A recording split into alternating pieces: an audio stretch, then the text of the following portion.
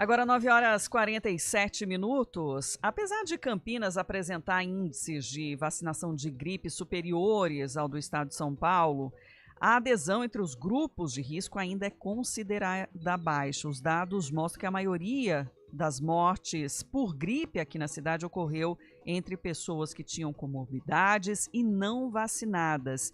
E a gente comentou mais cedo, né, que vem aumentando também os casos de influenza ou aquelas síndromes de respiratórias agudas, né? Graves, desde o outono, inverno ali, que já são os períodos sazonais mesmo para esses registros, mas que vem dominando também os meses seguintes, Felipe. Pois é, em todo o Brasil, segundo o Ministério da Saúde, de janeiro a outubro foram mais de 13 mil notificações, sendo que em 2023 foram um pouco mais de 7.600 notificações. Aqui em Campinas, em todo o ano passado, foram 167 registros de pacientes com gripe, e aqui nós pegamos apenas as influenzas A e B. Este ano, entre janeiro e outubro, já são 290 registros, já mais elevado do que no ano passado. O número de mortes também subiu. Em 2023, o ano todo, foram 12 mortes e agora, nos 10 primeiros meses desse ano de 2024, 23 moradores morreram com influenza A ou B. E para a gente entender um pouco mais, né, por que isso vem acontecendo, o nosso contato é com a médica pediatra Elda Mota, que já está conectada aqui com a gente. Bom dia, seja bem-vinda, Elda. Estamos sem o áudio da Elda. O microfone está desligado. Vamos conectar aí para conseguir ouvi-la. Bom dia. Aí, agora sim. Bom dia, Elda.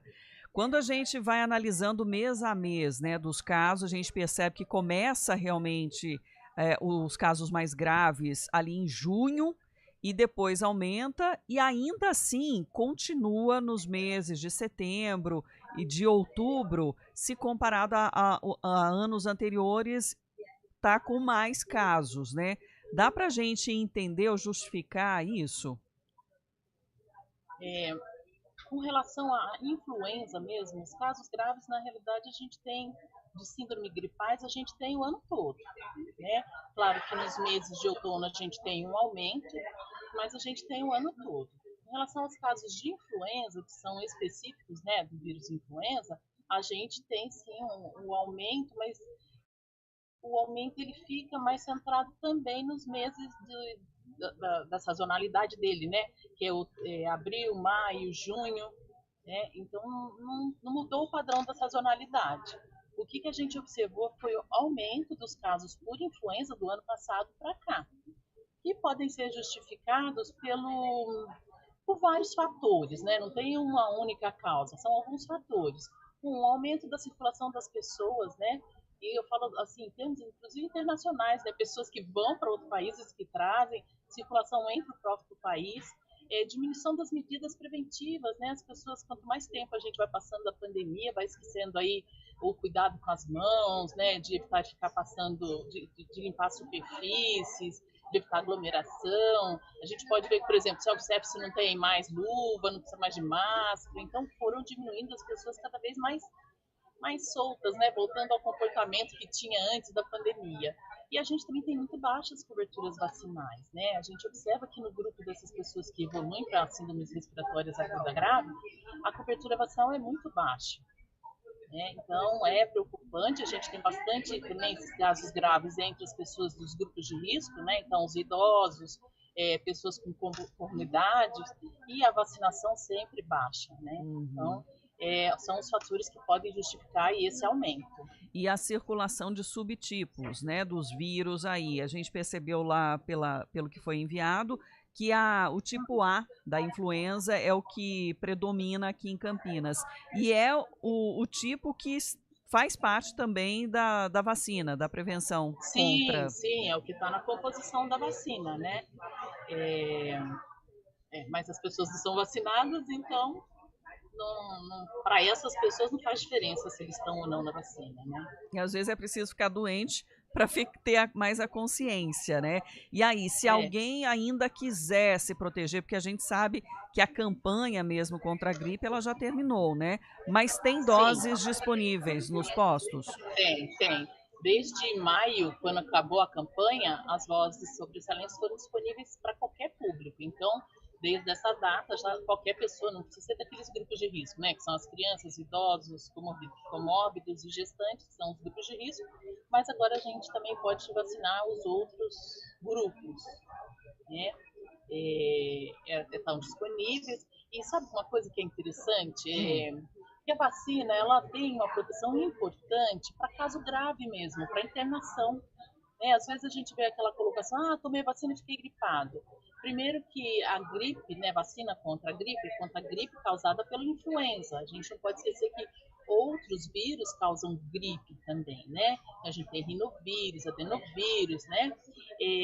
Mas a gripe da influenza é extremamente grave, né? Pode evoluir para até a óbito, como a gente viu.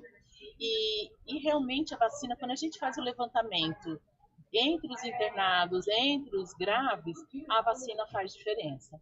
Tá? Então, para a doença gripe comum, a gente não vê tanta diferença. Por isso, talvez as pessoas não queiram tomar, né? Porque tem muito com esse discurso.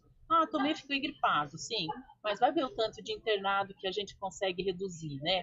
Isso é notório há muitos anos, né? Tanto é que há anos que a gente tem a vacina de gripe já no nosso repertório SUS, né? Porque realmente faz diferença, gente. Diminui o número de complicações, de internação e de óbito. E aí, no ano que vem, muda também a composição da vacina, né? Sim. A vacina de gripe é uma coisa extremamente séria, né? No mundo todo existem unidades chamadas unidades sentinelas que investigam rotineiramente quais os vírus que estão circulando. Eles fazem coleta, né, de pessoas com síndrome gripal. Aqui em Campinas, por sinal, a gente tem 2 unidades sentinelas. Eles fazem 7 coletas semanais para a gente entender quais os vírus que estão circulando. E aí, baseado na estatística, né, encontrada no último semestre do ano, é elaborada a composição da vacina do ano seguinte. Então, é assim que funciona. Então, é um assunto muito sério. Você vê que precisa estar sempre monitorando, sempre atrás, e ela tem uma variação por ano, sim. A vacina, ela muda ano a ano. Claro que tem ano que coincide que é a mesma composição, mas é baseado nos vírus que estão sendo encontrados. Quem não tomou esse ano pode tomar ainda, então, e aí o ano que vem participar da campanha. Isso, pode. Tomar vacina do ano que vem. Quero agradecer à médica pediatra Elda Motto, trazendo mais esclarecimentos, então, e orientação, né, para a população se prevenir, seja com a vacina ou com atitudes de higiene do dia a dia que já facilitam também, né, Elda? Com certeza. E principalmente pensando nas crianças, né? Eu sempre falo, olha, a criança não é para ficar no meio de muita gente, né? Evitar as aglomerações, evitar shopping de sábado, né, onde está lotado de gente. A gente também tem que se cuidar, né? Não é só a vacina. Obrigada, Elda. Até a próxima. Eu que agradeço. Ô, Sandra, a gente estava comentando aqui sobre a baixa da vacinação, né? Nós temos